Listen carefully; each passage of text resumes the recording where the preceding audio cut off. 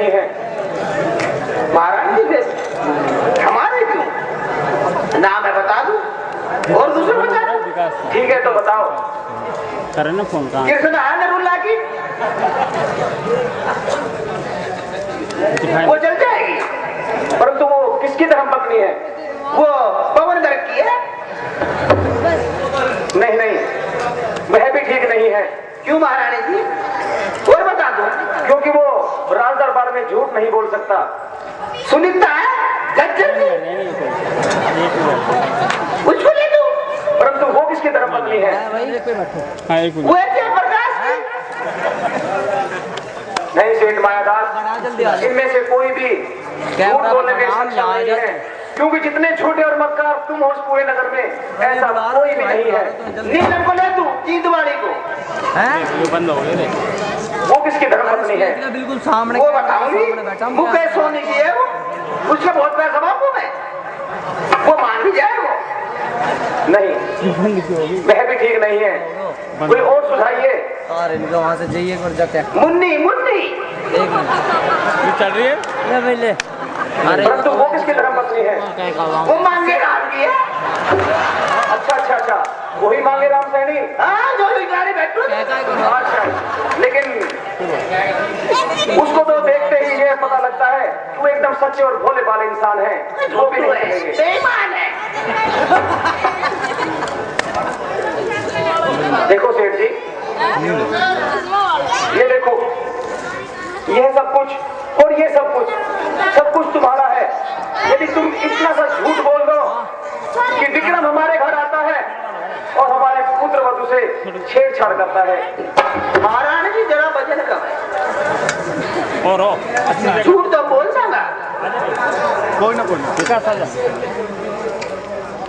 कम है महारानी जी।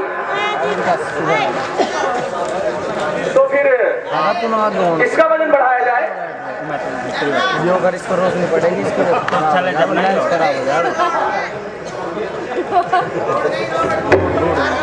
सेठियों के महारानी जी इसकी रोड है। ये जब जिस्म पर पड़ता है ना, हाँ तो तुम्हारी जो ये नरम नरम थाल है ना, हाँ वो साथ खिसकर चली आती है। पक्का वो तो तुम्हें एक बार लगा कर देखो। 10 किलो आगे देखो ना पहली, फिर देख लो। अच्छा तो ये लो।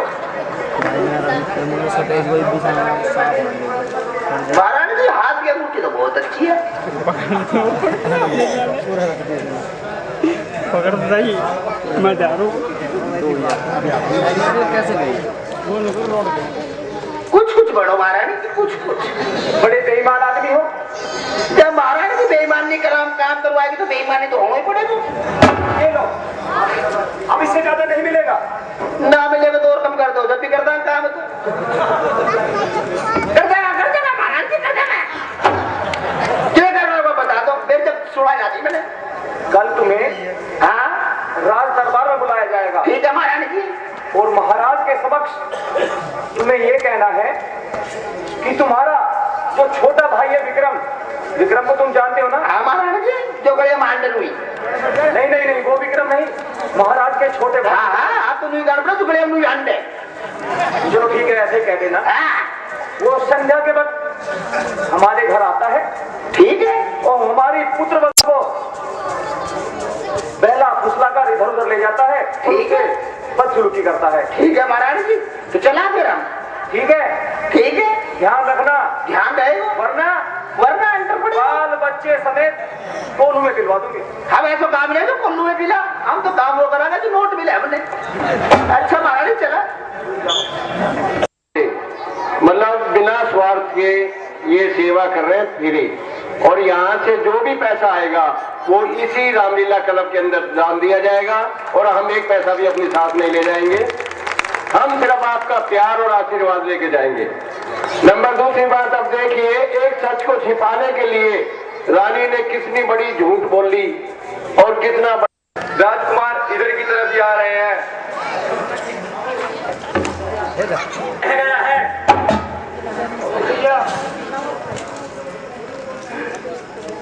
पिताजी के स्वर्गवास के बाद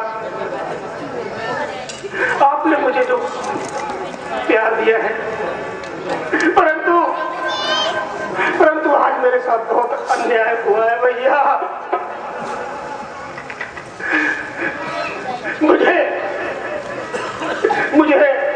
मुझे भाभी ने आज चोरों की तरह मारा भैया। नहीं नहीं विक्रम, ये तुम क्या कह रहे हो? यदि मैंने तुम्हें पिता की तरह प्यार किया है तो रानी पिंगला ने भी तुम्हें माता की तरह प्यार किया है। हाँ भैया, मैं भी ऐसा ही समझता था। लेकिन तुम्हें मारने का क्या कारण है जो रानी पिंगला ने तुम्हें मारा? भैया, मैं विद्यालय से पढ़ करके भाभी से मिलने आ रहा था कि जैसे ही मैं महलों में घुसा,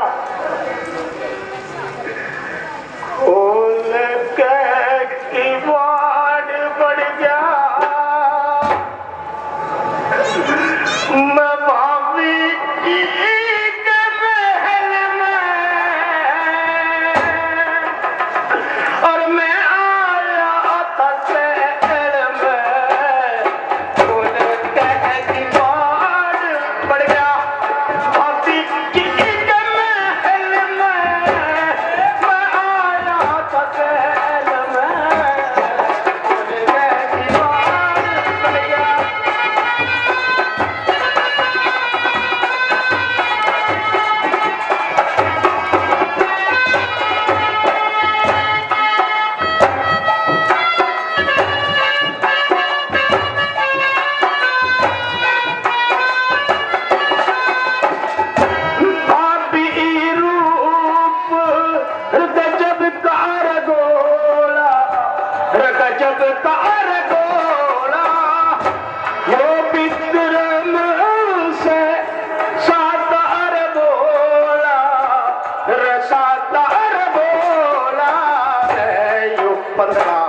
सोलह तालिबाड़ 16 तालिबाड़ बढ़ गया।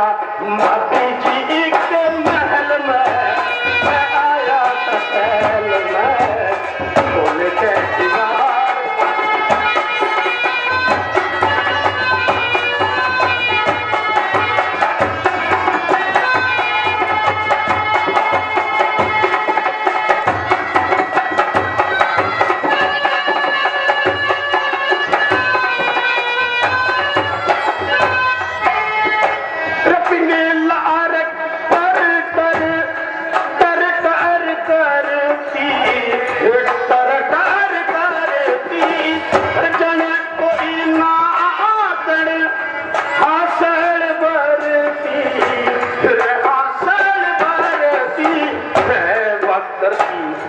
एक ही सवाल भैया, एक ही सवाल पड़ गया।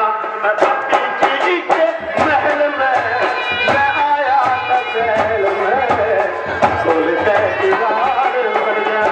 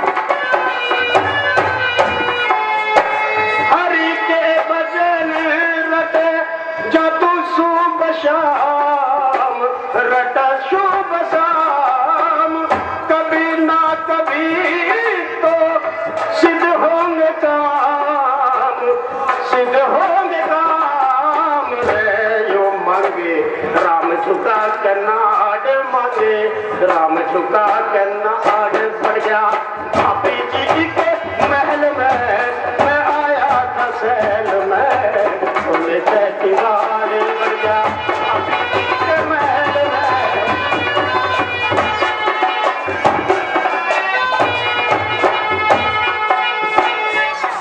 भैया बस यही हुआ मेरे साथ भैया, बताओ मेरा क्या कसूर है भैया। विक्रम कैसी बहकी बहकी बातें कर रहे हो? मेरे भाई तुम रो मत। मैं महलों में जाता हूँ और रानी पिंगला से पूछता हूँ कि असली बात क्या है और तुम गुरुकुल की तरफ चले जाओ। कैसी आज्ञा आपकी भैया। हमारा साथ दे रहे हैं और देख रहे हैं, और विक्रम की जितनी हम तारीफ करें उतनी कम। शायद पता नहीं कि हमारे को अच्छे लगते हैं या आप सभी को, लेकिन दान जिस ढंग से आ रहा है लगता है कि आप सभी की पसंद है, क्योंकि रागनी हमने कभी सुनी नहीं, लेकिन उनके मुंह से बोली हुई ये रागनी कितनी सुंदर और कितनी बढ़िया लग रही है। तो ये दीपक रुस्तगी हैं जो विक्रम का पार्ट कर रहे हैं। स्पेशल इस पार्ट के लिए अभी 7:30 बजे शाम को नोएडा से आए हैं। नोएडा में सीए हैं ये दीपक रुस्तगी। भगवान या देवी सरस्वती पता नहीं किसके गले पर बैठ जाए, तो जिस ढंग से आप इस रागनी का मंचन देख रहे हैं, और सभी कलाकारों की, क्योंकि सभी हैं जो भर्तृ राजा भर्तृ हैं, वो भी कोऑपरेटिव सोसाइटी में गवर्नमेंट जॉब पर कार्यरत हैं नुहू में। और स्पेशल आपके पास और कुछ कलाकार ऐसे हैं, हाँ बिल्कुल क्लब के ऑलराउंडर भी हैं, क्योंकि सारे थके हुए भी हैं। रामलीला 10 दिन इन्होंने पटौदी रामलीला में मंचन किया, हनुमान जी का पार्ट अदा कर रहे थे। पंडित जी रामकिशन जी भारद्वाज जो रिटायर्ड हेडमास्टर हैं, कितना अच्छा और कितना बहुमूल्य समय दे रहे हैं। रिद्धि ब्रजभूषण जो एक दरोगा के रूप में है, रंबल सैनी जो एक सेठ के रूप में है। तो आप केवल इतना कीजिए, हम दान दक्षिणा जो भी आ रही है क्लब के नाम, लेकिन आप कम से कम जब आपको पार्ट अच्छा लगे तो आप क्लैपिंग बजाकर हम सभी को आशीर्वाद देते रहिए।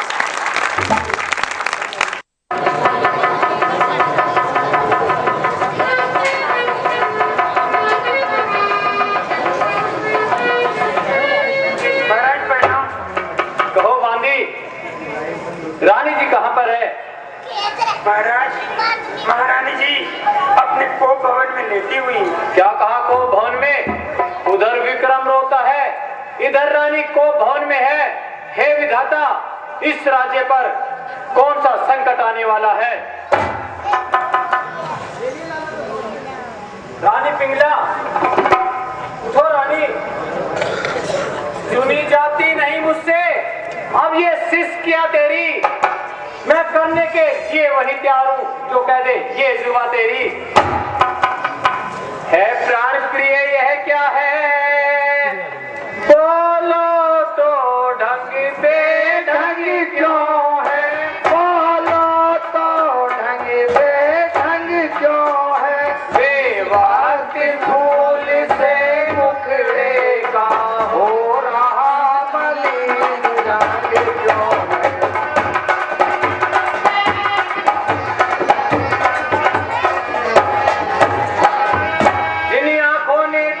दिया तुझको वो आंखें